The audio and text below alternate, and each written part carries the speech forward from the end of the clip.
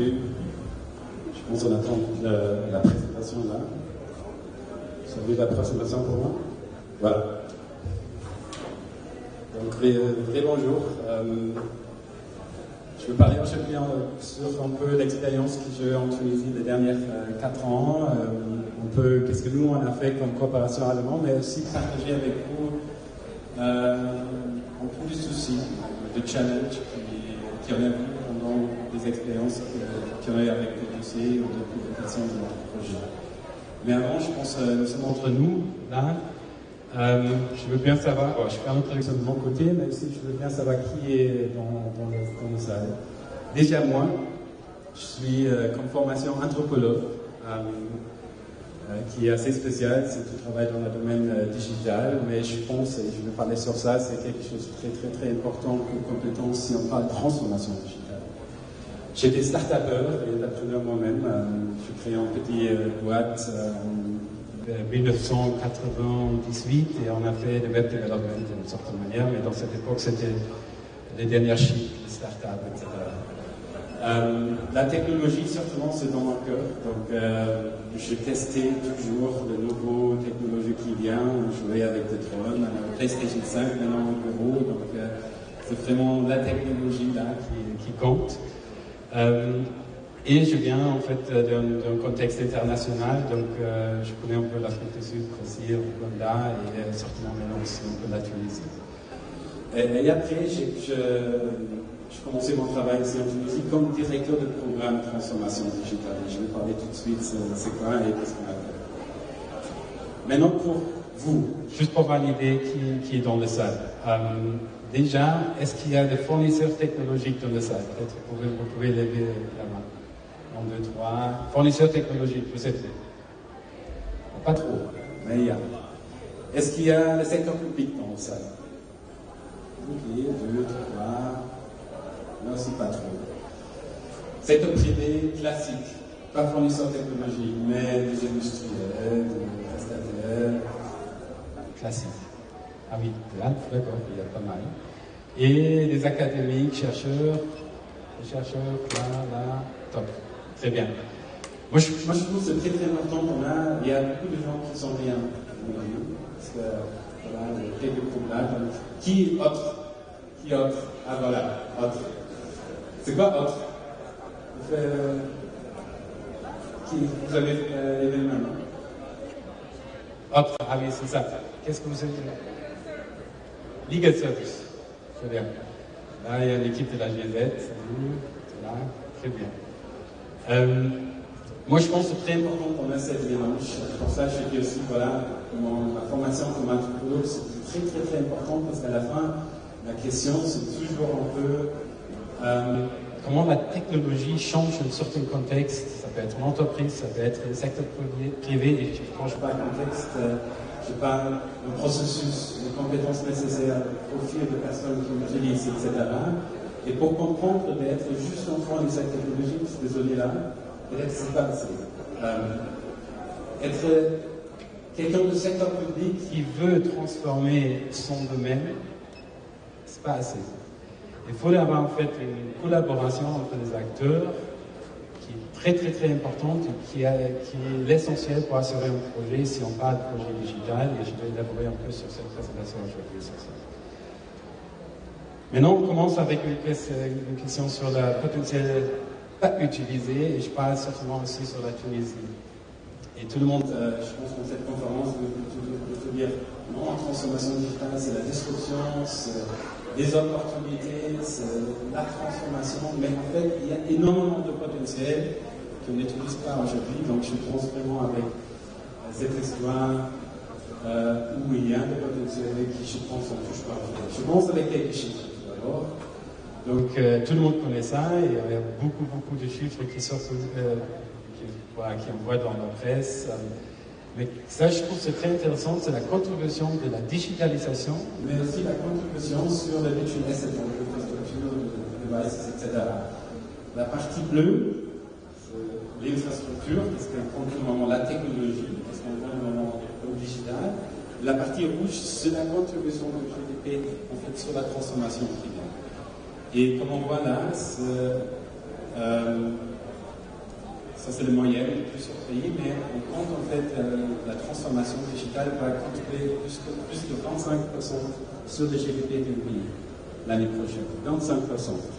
Donc ici, on parle vraiment sur un potentiel énorme. Qu'est-ce que la transformation digitale va avoir sur le GDP du pays?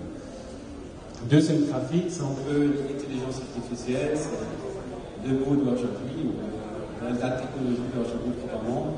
Là aussi, je prends un chiffre qui, je pense, est très intéressant. 3,7 trilliards, c'est pas billion en français, sur l'industrie intelligence artificielle. Si la Tunisie prend 1% de cette marché, on va doubler le GDP de la Tunisie. Donc, le potentiel sur cette nouvelle technologie qui rentre au nouveau marché, c'est énorme. On l'utilise pas aujourd'hui.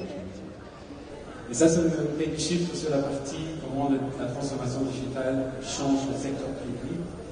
Et je pense que ce chiffre, ça c'est assez intéressant. La digitalisation de l'administration va réduire le coût de 50% sur ce processus. Donc, un potentiel énorme.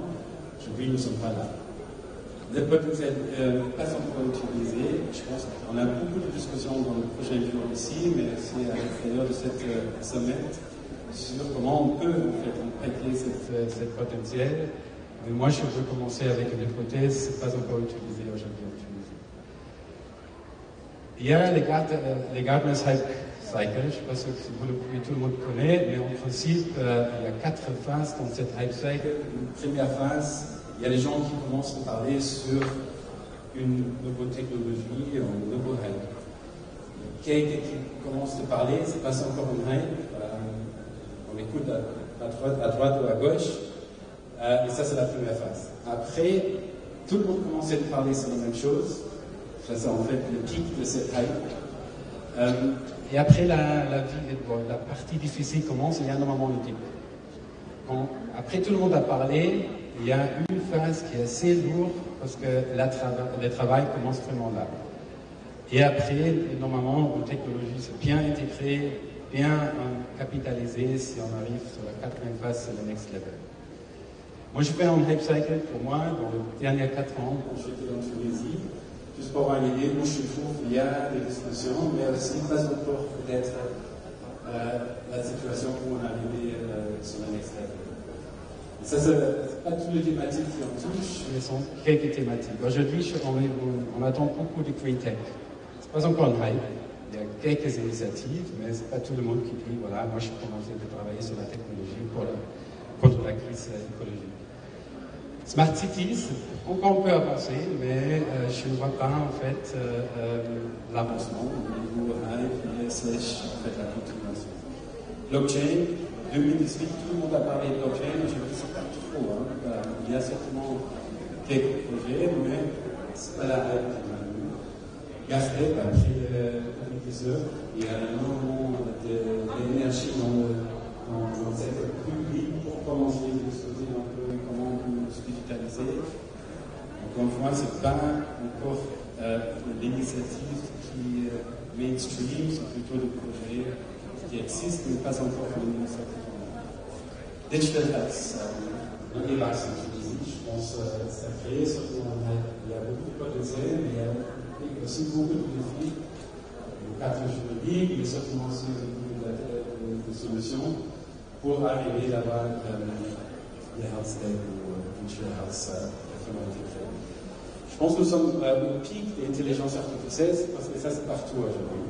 Tout le monde parle d'intelligence artificielle. Je vais expliquer un peu tout de suite pourquoi ça c'est dangereux.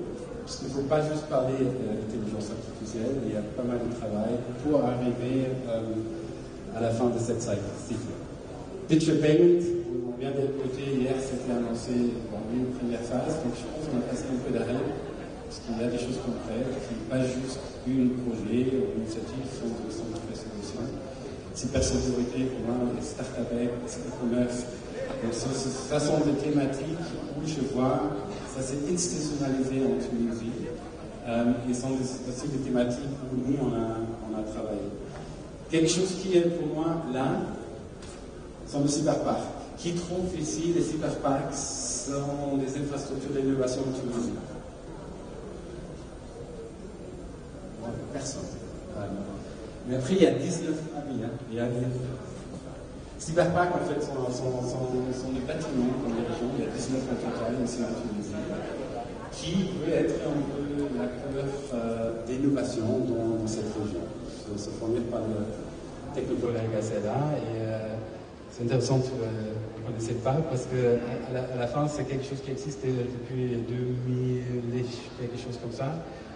Mais aujourd'hui, il y a beaucoup de discussions. Qu'est-ce qu'on fait avec cette infrastructure? Donc là, je trouve, sont des initiatives où il n'y a pas une hype, c'est l'inverse. Il y a qu'ils sont anciennes, c'est pas l'innovation. Mais c'est là où, normalement, il faut commencer à travailler. Et moi, je dis, oui, après, c'est quelque chose qui avance parce que nous sommes dans la production, il y a l'infrastructure, etc. C'est un système de podcast, mais je peux parler sur ça tout de suite. Pour revenir ici, moi je trouve qu'il faut arrêter la fête, il faut arrêter de parler juste sur la technologie qui pour le moment qui est sexy, intéressante, et il faut commencer à travailler un peu pour arriver là. Ça prend beaucoup plus de ressources, beaucoup plus de compétences, beaucoup plus des initiatives collaboratives, parce que le hype, on crée très vite. Pas très vite, mais on crée assez vite. Donc pour arriver vraiment d'utiliser le potentiel de la transformation digitale pour la Tunisie, il y a beaucoup plus de travail à faire. Maintenant, je parle sur la partie pourquoi c'est dangereux de parler sur technologie. En principe, comme je viens de dire, pour moi, c'est très important de parler sur la technologie. Mais après, probablement, l'amour ou l'objectif d'un projet, c'est pas d'avoir une technologie, la technologie.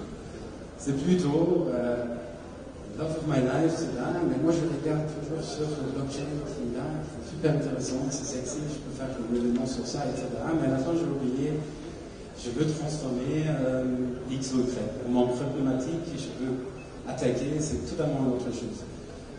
Donc peut-être c'est mieux de rester avec votre amour. Et la technologie, voilà, ça c'est un peu à côté. Je peux parler comment de faire ça. La transformation digitale, et ça c'est très important, c'est pas une question de la technologie, pas du tout. C'est plutôt une question de leadership. C'est une question d'avoir de bons cadres juridiques. C'est une question d'avoir une stratégie, de vraies stratégies. Des gens, des people qui font ça. Le changement institutionnel. Des savoir-faire, connaissances, ressources et collaboration. Il y a probablement une liste beaucoup plus longue là. Mais si je prends tout ça, on a besoin de cette salle de travailler ensemble pour arriver à avoir un vrai projet de transformation digitale. Dans une seule acteur, ni le fournisseur technologique, ni peut-être DG dans le ministère, ou quelqu'un d'autre peut faire ça tout seul.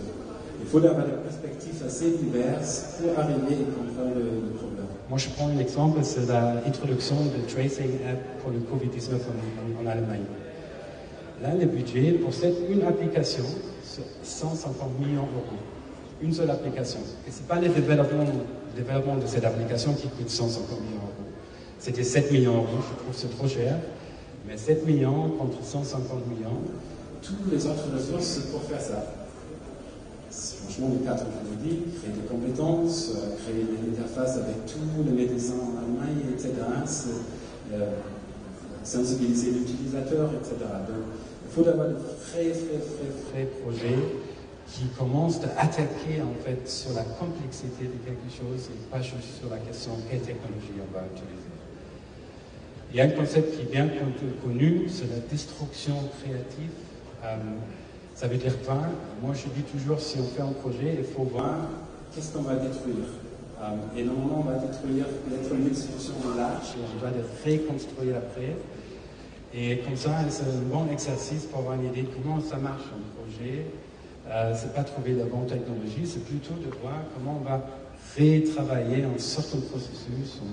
On prend une entreprise, je pense beaucoup des entreprises en Tunisie aujourd'hui, doivent travailler sur la déconstruction, la destruction et reconstruction après, parce que déjà le marché c'est en train de changer énorme, une chaîne de valeur globale, etc. Mais certainement aussi l'introduction de nouvelles technologies change tout le processus dans une entreprise. C'est la même chose pour une solution publique. Donc, la deuxième recommandation là, c'est commencer avec des vrais objectifs et répondre à des problèmes si on parle d'un projet digital. Pour nous, ça sont un peu les problèmes qu'on essaie d'attaquer. On veut créer des emplois. On veut créer des administrations plus transparentes, des entreprises plus compétitives ou concurrentielles, des efficacités, d'avoir plus de participation, d'accès, d'avoir l'accès à des infrastructures de santé, l'éducation, etc., ou aussi créer de nouvelles compétences. Donc on commence là. Pas vraiment, on veut faire quelque chose avec IA ou on veut faire quelque chose avec une technologie. Donc ici, encore une fois, 4 hypothèses, ou 4 recommandations, pourquoi la transformation digitale, ce n'est pas la technologie. Je viens de parler sur les ressources qui sont nécessaires d'estimer. Il faut vraiment, si vous êtes en train de commencer un projet ou vous avez un projet, commencez à réfléchir qu'est-ce qu'on doit faire en plus pour assurer que ce projet va marcher. Et c'est mieux de faire peut-être moins de projets et plutôt concentrer des ressources vers un qui va marcher après. Il ne faut aussi pas commencer toujours, et c'est un problème en Tunisie, parce que si peut-être il y a des services qui existent en international, on n'a pas des devises, on ne peut pas acheter peut-être la licence XY, donc on doit toujours recommencer de développer quelque chose de nouveau ici, local. Ça pousse un peu la créativité et l'innovation sur la technologie, mais ça crée aussi un problème parce qu'on n'a pas cet accès à des solutions qui existent déjà. Aussi, open source, je trouve qu'il y a encore pas mal de discussions on doit avoir sur les possibilités d'utiliser open source, mais certainement quelque chose qui est le plus grave, s'il y a déjà une solution, pourquoi recommencer de travailler sur ça? Travaille sur le modèle de partenariat et comment de collaborer, et certainement de start-up sont des solutions pour le secteur privé, pour les industriels, etc. Et c'est important là de créer vraiment des modèles de partenariat pour pas avoir en fait la duplication sur tout ce qui est développement. Beaucoup de fois, on a vu aussi, il y a un projet technologique, mais il n'y a pas une question qui est le propriétaire au niveau d'une entreprise. Est-ce que ça c'est les DG ou est-ce que ça c'est les départements responsables ou les départements d'IT, les DSI ou qui est responsable à la fin? Ça c'est la première question à poser. Parce que le problème, normalement, c'est à un autre côté par rapport à la compétence peut-être technologique ou infrastructure. Donc, il faut créer tout de suite une discussion sur les gouvernances d'un projet. Et les projets digitaux ne sont jamais rapides. Toujours, il y a la même problématique comme tous les autres projets. Il faut vraiment planifier avec ça. Maintenant, très vite, qu'est-ce que nous, on a fait? Je montre maintenant quelques logos de quelques initiatives. Ce n'est pas la peine de maintenant expliquer tout ce qu'on a fait, mais on a travaillé beaucoup sur Industrie 4.0. On a un fonds pour Flywheel. On a même soutenu un peu la vulgarisation de l'entrepreneuriat avec le programme Pitch. Il y a 2 centres Industrie 4.0 à Souces Fax. Il y a un programme pour soutenir dans les régions les coworking spaces pour une mise à niveau. Il y a le fameux DOT où nous sommes dedans, un programme d'alternance avec des entreprises classiques. Un podcast studio je vais mettre maintenant juste le logo un peu sur des initiatives qui nous on a appuyées ou on était le propriétaire. Et moi je suis très fier en fait sur notre portefeuille qu'on a créé dans les dernières 3 ans qui était un travail énorme. On a fait beaucoup des erreurs aussi, c'est pas toujours ça marche super bien. Mais je pense qu'on a appris aussi pas mal de choses et on a eu aussi des impacts. Donc on a plus de 100 projets en cours aujourd'hui. Ça continue en pipeline. Et avec 700 projets, on a un réel impact. Et avec ça, je vais terminer. Donc on a créé plus de 2500 emplois. Ça, c'est plutôt encore une promesse. On n'a pas encore formé 10 000, mais nous sommes en train de travailler sur former 10 000 personnes sur les compétences digitales. On va accompagner jusqu'à 500 entreprises. Il y a plus de 30 Startup Support Organizations qu'on a appuyées dans des régions. Il y a beaucoup d'événements. Pour nous, les événements, c'est vraiment avoir le dialogue avec la communauté, mais aussi créer l'espace où il y a des échanges pour faire ce mariage entre des acteurs qui doivent travailler ensemble. Donc, on a soutenu pas mal des événements. Il y a la sensibilisation qui est très importante pour nous. Avec Evax et des autres plateformes, on a énormément d'utilisateurs, c'est beaucoup plus de 10 000, mais le site fund qui en a aujourd'hui, c'est 2 millions d'euros. 40 partenariats, c'est très important aussi de créer des liens avec l'Europe et peut-être des autres acteurs. Et il y a plus de 18 solutions Industrie 4.0 qui ont intégrées avec des industriels. Aujourd'hui, je pense avec 60 industriels. Donc, on a un vrai impact. Pour moi, ça aussi, je dis un peu un résumé, quand je préparais en fait les chiffres, j'ai dit, oulala, on a fait beaucoup de choses. Mais en fait, on a fait beaucoup de choses, c'est un peu la logique, comme nous, la coopération allemande et la GIZ veut travailler, parce qu'on travaille avec la communauté tech ou l'écosystème.